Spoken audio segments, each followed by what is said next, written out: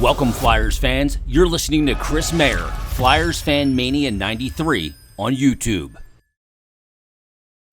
All right, so the Flyers lose 4-1 to the Minnesota Wild and have now been mathematically eliminated from playoff contention. Now, as we pretty much knew since December that the Flyers wouldn't be making the playoffs this year, now we know it's officially official.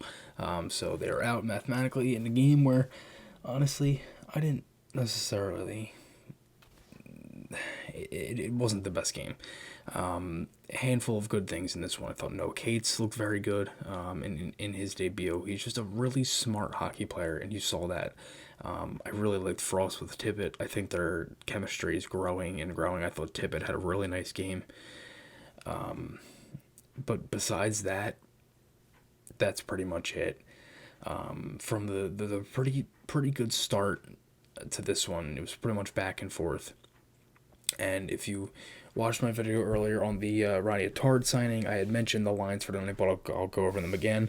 Van Riemsdyk, Farabee, Atkinson, Lindblom, Hayes, Konechny, Cates, Frost, Tippett, Hodgson, Brown, McEwen, Provorov, York, Sanheim, Risto, Yandel, Sealer, Jones is in net, No Hart again, Sandstrom was back up.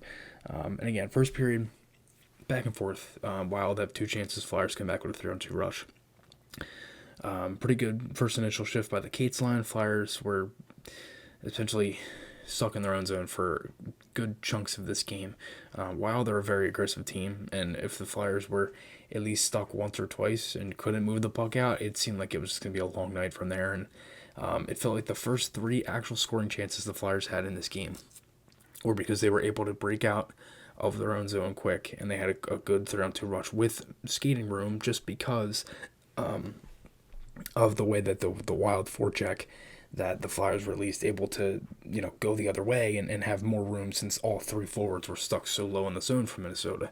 So I wrote down here, if the Flyers were actually able to get more chances like that and be able to score off the rush, they'd be able to do so. But, game was kind of back and forth for a while. Sealer and Delorier, Rock'em Sock'em Robots right there, great tilt.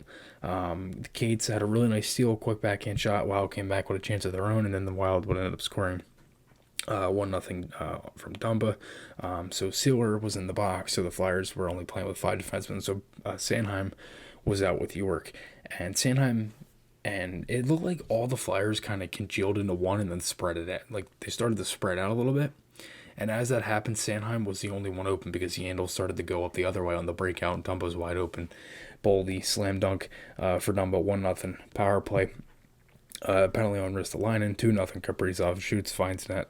It wasn't a terrible period overall. It was more wild late, and the second period was just bad from the Flyers. Like they had 5 shot attempts in that period, and 4 were on net, but 5 attempts only. So that's just kind of shows you. Our early goal, 3-0 from Greenway, scores on the rebound. I didn't love the rebound there by Jones. I feel like he definitely could have steered that one into the corner or at least been able to maybe cover it. I didn't love that he just placed that right out into the slot. Didn't also love the defense back the other way getting on Greenway because York got tied up and Konechny didn't tie up Greenway. So 3-0 there, 4-0 maybe. Kaprizov scores, called off, no goal. Hartman ends up tripping up Jones, so no goal there. Flyers get a power play. Had one shot from Sanheim at the point, who's actually getting power play time now, and it's good. I think it's good to see that because I don't look personally. I don't love Sanheim at the power play. I don't really know if that'll work. I'm open to giving him the chance because no one else has really taken that by storm. For Provorov, it's been a little bit different, but they're trying him with the 2-man unit with Provorov, and Provorov being on the left side. And that's what they were doing at the beginning of the season with Ryan Ellis. So that's something there. They're trying to switch that up. Wild have a power play here. Brown took a penalty. Cates had a really nice play to get the puck out of the zone. He's just so smart defensively, and you see that there.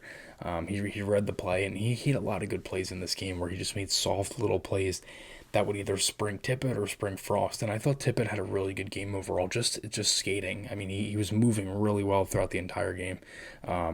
Fiala would score to make it 4-0. And that one you could just see it coming. It felt like it was the entire first and second period against Nashville was that like 2-3 minute shift from Minnesota, just all over the Flyers. Every time the Flyers went to, and like any Flyers player went to touch the puck, while the player was right there, took it right off of him. So 4-0 scores. It was just a great shot. In the third period, this is one thing I give this team credit. And if you go back and you listen to what I've been saying on this past road trip against St. Louis, against Detroit, against Colorado, and even against Nashville in a really tight game, the Flyers, they were down a couple goals against Colorado. They were still pushing. They're down 5-2 going into the third. Tonight, you're down 4-0. They get a 4-minute power play. They get a goal from Frost and Type on the flick. They clear. Tippett with a beautiful play, getting through the zone. Lots of good skating there. Draws a penalty. Fleury had a great save on JVR. JVR had like four or five scoring chances in the third period. The Flyers get another power play. Fleury had some really good saves, much better in the third. And that's one thing I can at least give them credit for, is they don't go away. And they're trying to build that identity of not going away and trying to stay in games and fight until the end and this and that and the other. It's not... Look, this season has been literally the worst one I've ever watched in my life. And that's one thing that the 2014 to 2016, 17, 18 era, probably the 18, 19 season a little bit too, they always were able to find ways to come back late in games, and they had different games where they were able to do that. But again, it just was not the best game overall from the Flyers, and it felt like Minnesota had a lot of plays where they won many more puck battles than the Flyers. And that felt like it was the difference maker. They were able to get goals where the Flyers necessarily weren't.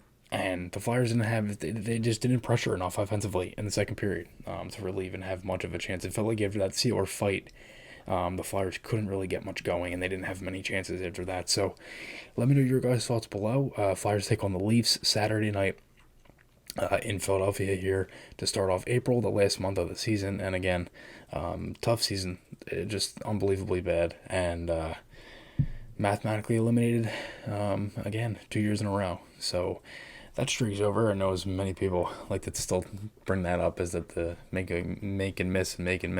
That's done with now. So let me know your guys' thoughts below. Remember, guys, podcasts, articles, those links are on my channel.